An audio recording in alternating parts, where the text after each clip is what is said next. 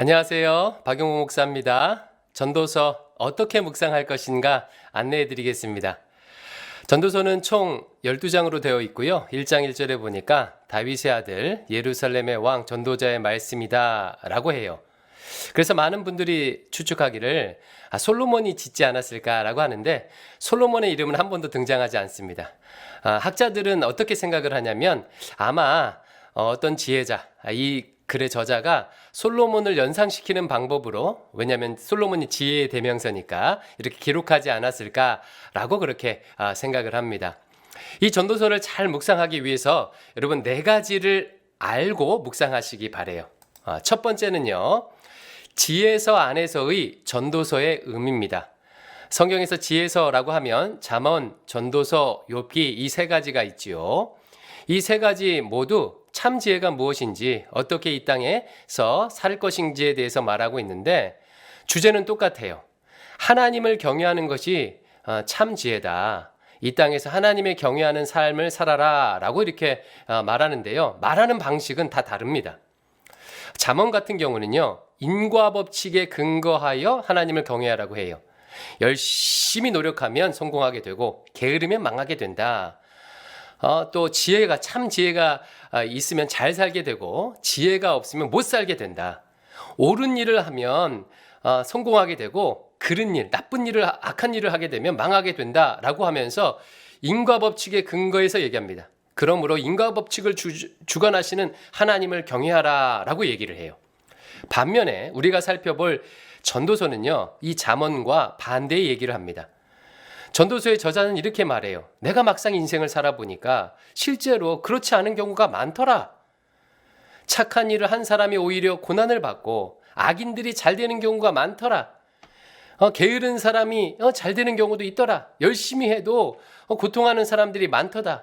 이 땅에서의 삶, 해 아래에서의 삶은 그래서 헛되고 헛되다, 모순적이다 라고 말합니다. 따라서 해 위에 계신 영원하신 하나님, 그 하나님을 경외하라 라고 그렇게 말해요. 근데 전도서는 잠언과는 좀 다른 방식으로 말하죠. 반면에 욥기 같은 경우는요, 이 잠언과 전도서의 얘기를요 같이 통합합니다. 욥은 아시다시피 의인이었잖아요. 그런데 고난을 받았어요. 즉 전도서의 가르침대로 의인이 고난을 받아요. 하지만 나중에는 어떻게 됐습니까? 하나님께서 욥을에게 다시 삶을 일으켜 세워주시죠. 재산도 복귀해 주시고 더 많은 재산을 주시고 또 자손도 다시 주셔요. 그래서 어느 정도의 인과법칙도 적용되게 하십니다. 그러면서 하나님이 욥에게 말씀하셔요.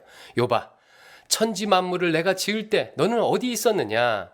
해의 길을, 흑암의 길을 네가 아느냐?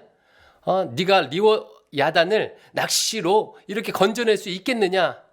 없겠지? 할 수 없지? 잘 모르지? 라고 말해요. 즉 인간이 이와 같은 하나님의 경륜을 다 알 수가 없다는 거예요. 때로는 인과가 되기도 하고 때로는 모순적으로 보이기도 하는 이 하나님의 경륜을 다 알 수 없다는 거예요. 그러므로 하나님을 경외하라 라고 말하고 있습니다. 그래서 잠언과 전도서의 얘기를 통합하고 있습니다. 결국은 뭐예요? 하나님을 경외하는 것이 참된 지혜다. 자, 두 번째 아셔야 할 것은요, 핵심 단어의 의미를 아셔야 돼요. 전도서, 한글 성경은 전도서라고 되어 있는데 이건 중국 성경의 제목을 그대로 따온 것입니다. 히브리어 원어로 하면 코엘렛이라고 해요. 코엘렛. 이 코엘렛은 전도자라는 의미를 가지고 있는데 이 전도자는 어떤 사람이냐면 지혜를 모으는 자예요. 지혜를 잘 모아서 사람들에게 자기가 모으고 연구한 지혜를 가르치는 자가 바로 코엘렛입니다. 그래서 전도서는 어떤 책이겠어요? 지혜자가 세상의 지혜들을 잘 모아서 연구해서 사람들에게 가르치는 그런 내용이구나, 설교하는 그런 내용이구나 라는 걸 알 수가 있겠죠. 두 번째 핵심 단어는요, 헛되다라는 단어예요. 전도서에서 제일 많이 나오는 단어죠. 그런데 한글 성경으로 헛되다라고 하니까 어떤 생각을 갖게 되냐면 일종의 허무주의를 떠올릴 수도 있을 것 같아요. 세상에 목적도 없고 세상의 삶의 기반도 없는 허무주의를 떠올릴 수 있는데 그렇지 않습니다. 여기서 말하는 헛되다는요, 히브리어로 헤벨이에요. 헤벨. 헤벨은 무엇이냐면 연기, 안개를 의미해요. 여러분, 연기와 안개는 어떻습니까? 분명히 눈에 보이는데 잡으려고 하면 잡아지지가 않아요. 실체는 있는데 잡혀지지가 않습니다. 뿐만 아니라 연기와 안개는요, 금방 사라져 버리죠. 그리고 연기와 안개의 모양은 예측할 수가 없어요. 예.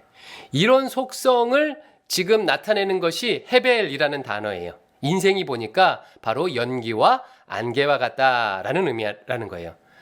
다시 한번 말하지만 허무주의가 아니에요. 연기와 안개와 같다는 의미입니다. 세 번째 아셔야 할 것은 본문의 구조입니다. 전도서는요, 특별한 구조를 가지고 있어요. 액자식 구성으로 되어 있습니다. 여러분, 액자가 어떻게 생겼죠? 겉에 이제 액자 틀이 있고 그 안에 그림이 있지 않습니까? 이런 식으로 되어 있다는 거예요. 이야기 속에 이야기가 있고 화자가 말하는 그 속에 또 다른 화자가 있는 식으로 되어 있다는 것입니다. 구체적으로 말하면 이렇게 되어 있어요. 전도서 1장 1절부터 11절까지는 저자가 전도자를 인용하면서 말하는 3인칭으로 되어 있고, 또 끝부분 12장 9절부터 14절까지도 3인칭으로 되어 있습니다. 저자가 전도자를 인용하면서 말해요. 반면에 1장 12절부터 12장 8절 대부분의 내용이 되겠죠. 이 부분은 1인칭으로 되어 있습니다. 나 전도자는 이라고 하면서 말하고 있어요.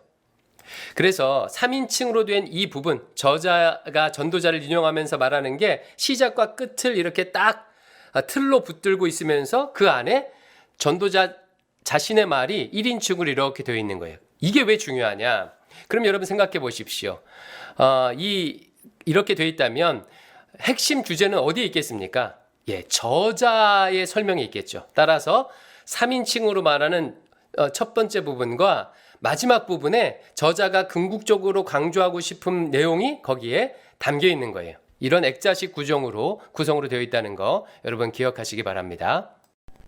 마지막으로 네 번째는요, 전도서의 핵심 내용 세 가지를 아는 것입니다. 전도자는 이렇게 교훈합니다. 첫 번째, 해 아래의 삶의 헛됨을 알아라. 그리고 두 번째, 해 아래의 삶에서 지금 이 순간을 누려라. 그리고 세 번째는 해 위의 삶도 있음을 기억하며 하나님을 경외하라. 이렇게 교훈합니다. 헛됨을 알라, 지금을 누려라, 하나님을 경외하라. 이 세 가지가 전도자가 이 전도서를 통해서 말하는 교훈입니다. 조금 더 자세히 살펴볼까요? 첫 번째, 헛됨을 알라. 이 부분에 대해서 주목해야 할 것은요, 헛됨의 의미예요. 아까 얘기했듯이 이 단어는 헤벨이라고 했습니다. 이것은 허무하다, 의미 없다 이런 뜻이 아니라고 했죠. 안개와 같다, 연기와 같다 이런 의미라고 했어요. 따라서 해석하실 때 헛되다라는 단어가 나오면 안개와 같다 이런 식으로 대입해서 여러분 해석해야 훨씬 더 해석이 잘 됩니다. 어떻게 그러면 해 아래 삶이 안개와 같은가? 첫 번째, 새 것이 없기 때문이에요. 여러분, 어제 낀 안개와 오늘 낀 안개는 물론 시차를 두고 다른 안개지만 거의 본질은 비슷해요. 거의 똑같은 안개입니다. 어제 밀려온 밀물썰물과 내일 밀려올 밀물썰물은요, 다를 게 없어요. 계속 반복되는 거예요. 역사가 해 아래 삶이 그렇다는 거예요. 우리 인간의 삶을 보면 마찬가지죠. 역사는 반복된다고 하지 않습니까? 물론 문명은 다르고 기술은 발전하지만 사람들이 상처받고 아파하고 기뻐하고 쾌락을 누리는 것은요, 예나 지금이나 거의 비슷합니다. 반복해서 일어나는 일이에요. 두 번째로 해 아래 삶이 안개와 같은 것은요, 이유는 죽음이 있기 때문이에요.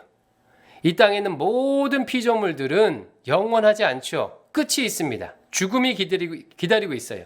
안개가 해가 뜨면 금방 사라지는 것처럼 우리의 인생도 금방 사라져요. 그래서 안개와 같은 거예요. 예, 영원하지 않습니다. 일시적인 거예요. 세 번째로 예측할 수 없습니다. 여러분, 연기가 어떻게 변화할지 예측할 수 없지 않습니까? 이처럼 이 땅의 해 아래 삶도요, 예측할 수가 없어요. 인과응보가 반드시 적용되는 게 아니에요. 조금 전 말씀드렸듯이 모순적인 일들이 많이 일어납니다. 때로는 악한 사람들이 잘 사는 것처럼 막 보여요. 정말 선하고 착한 일 하는 사람들이 오히려 고통하는 일들도 있습니다. 예측할 수가 없어요. 모순투성이에요. 이와 같이 해 아래 삶은 이처럼 안개와 같다. 반복적이고 일시적이고 모순적이다 라고 말합니다. 그래서 해 아래 세계의 유한함에 대해서 전도자는 말합니다. 이것을 인문학적인 표현으로 바꾸면 라틴어 메멘토 모리, 죽는다는 것을 기억하라. 해 아래 삶의 유한함을 기억하라. 죽은다는 것을 기억하라 라고 권면합니다. 자, 두 번째 교훈은 그럼에도 불구하고 지금 이 순간을 하나님의 선물인 줄 알고 누려라 라고 전도자는 교훈합니다. 여기서 말하는 이 순간이라는 것은 시간적인 표현일 뿐만 아니라 공간적인 표현이기도 해요. 모든 유한한 피조물들은요, 한 순간 정해진 그 시간에 태어나서 살다가 정해진 그 공간에서 살다 가는 거예요. 그러니까 유한한 모든 피조물들은 시간과 공간이 정해져 있습니다. 그런데 그 시간과 공간이 하나님의 선물인 줄 알고 그것을 누리라는 거예요. 따라서 모든 일은 그 특정한 때와 특정한 공간에 맞는 합당한 일들이 있겠죠. 그것을 하라는 것입니다. 예를 들어 어린 시절에는 어린 시절에 맞게 그것을 누려라. 중년 때는 중년에 맞게 그 때에 맞게 누려라. 노년에는 노년의 때에 맞게 누려라. 예식장 갔을 때는 예식장에 맞게 즐거워하고 축하하고 누려라. 장례식장에 갔을 때는 함께 위로하고 슬퍼하고 그 장소에 맞게 그렇게 누려라 라고 권면을 해요. 만약 때에 맞게 그것 하지 못하게 될 때 인생은 갈등이 발생하게 되겠죠. 장례식장 가서 막 하하하 웃으면 큰일 나겠죠. 결혼식장 가서 애국하면 큰일 나겠죠. 그러면 안 되죠. 어린 아이들한테 어른의 때에 맞는 일을 요구하면 갈등이 생겨나겠죠. 그러지 말고 안개와 같은 우리 인생 그 순간순간이 하나님이 주신 선물이니까 장소에 맞게 때에 맞게 그것을 누려라. 이게 지혜로운 삶이다 라고 말하는 것입니다.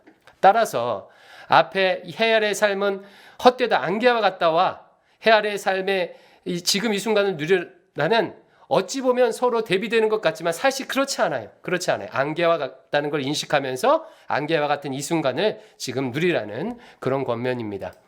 해서 요약하면 시간과 공간의 순리에 따르는 삶이에요.